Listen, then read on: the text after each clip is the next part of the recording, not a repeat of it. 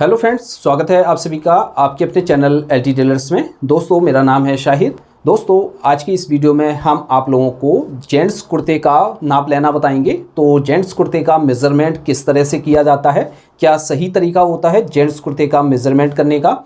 तो फ्रेंड्स, आज की इस वीडियो में हम आपको स्टेप बाय स्टेप और बिल्कुल सिंपल तरह से समझाएंगे। आपको एक ही बार में अच्छी तरीके से समझ में आ जाएगा। फिर भी आपको कहीं भी कोई भी डाउट लगे तो आप हमें कमेंट बॉक्स में लिख सकते हैं या व्हाट्सएप के ज़रिए आप मैसेज भी कर सकते हैं। तो व्हाट्सएप का नंबर हमने डिस्प्ले पर शो कर दिया है और चैनल के अबाउट सेक्शन में भी आपको वो नंबर मिल जाएगा, तो आप हमें मैसेज कर सकते हैं। तो दोस्तों, चलिए वीडियो को शुरू करते हैं। फ्रेंड्स, जैसा कि आप देख रहे हैं, हमारे पास हमारा भाई है, तो इसका हम मेज़रमेंट करेंगे।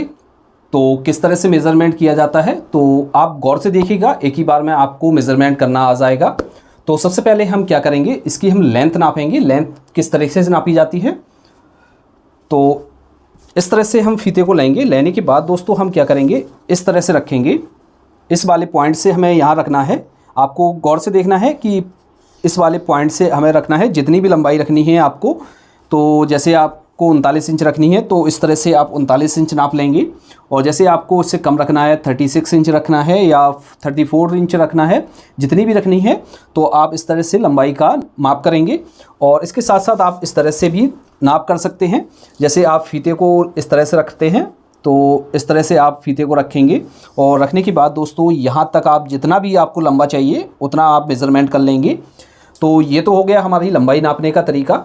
अब दोस्तों, शोल्डर किस तरह से नापते हैं, चलिए वो आपको बताते हैं। तो दोस्तों, जैसा कि आप देख रहे हैं, इस तरह से ये कंधे हमारे जो होते हैं थोड़े से डाउन में होते हैं।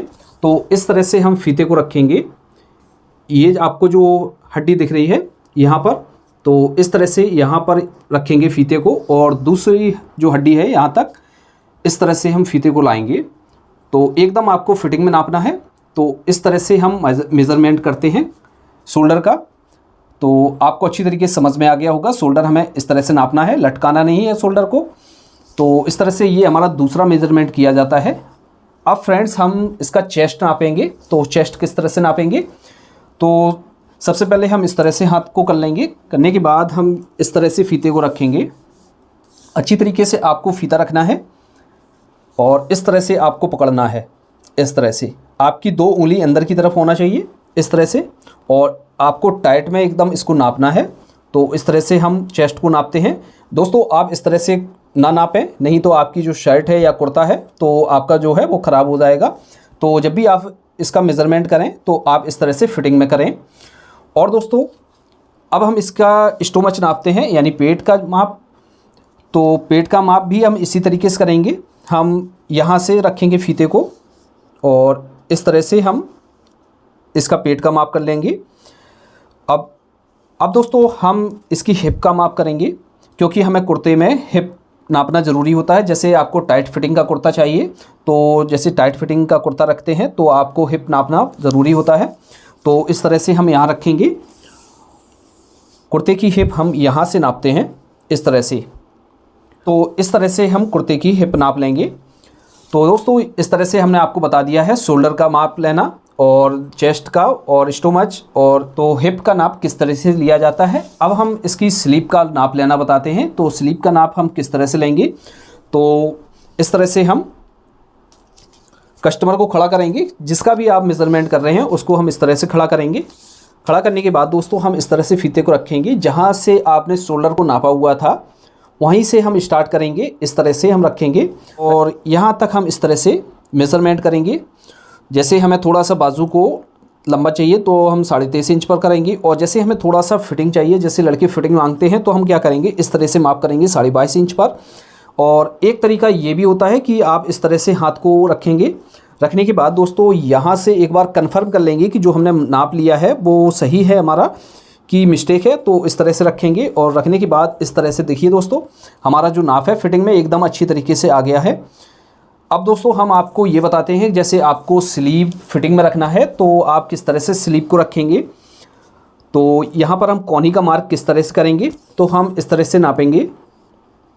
इस तरह से नापने के बाद दोस्तों, हम यहाँ पर इस तरह से, ये हमारी 10 इंच आ रही है, प्लस हम इसमें 2 इंच ऐड कर देंगे। यहाँ पर इस तरह से चेक कर लेंगे कि जो हमारा है हाथ मोड़ने में ये कपड़ा फंसना नहीं चाहिए। तो इस तरह से हम कोहनी का मार्क कर लेंगे। अब दोस्तों हम कॉलर का नाप लेंगे। तो कॉलर का नाप हम किस तरह से लेते हैं, तो क्या सही तरीका होता है कॉलर का नाप लेने का। तो फ्रेंड्स इस तरह से आप देख रहे हैं कि बहुत से लोग क्या करते हैं, यहाँ से नाप ले लेते हैं। ये यहाँ से नाप लेने का जो तरीका होता है वो बिल्कुल गलत होता है। यदि आपने इस तरह से फीते को रखा और इस तरह से नाप ले लिया, तो इसको जैसे आप बनाकर तैयार करेंगे तो ये आपका जो कॉलर है वो फंस जाएगा और यहाँ पर आपकी खिंचाव आएगा। तो इस तरह से आप बिल्कुल भी नाप ना लें।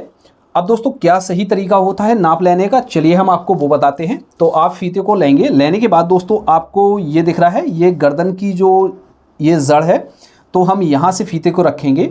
रखने के बाद इस तरह से नाप लेंगे, बिल्कुल आपको सटा कर रखना है नीचे की तरफ से।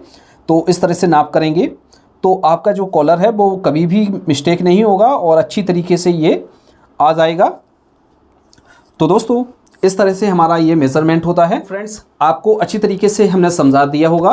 यदि दोस्तों आपको कहीं भी कोई भी डाउट लगे तो आप हमें कमेंट बॉक्स में लिख सकते हैं या मैसेज भी कर सकते हैं। तो फ्रेंड्स आज की वीडियो में इतना ही, मिलते हैं आपसे किसी नए वीडियो के साथ। तब तक के लिए दीजिए इजाज़त। Thanks for watching. अल्लाह हाफिज़।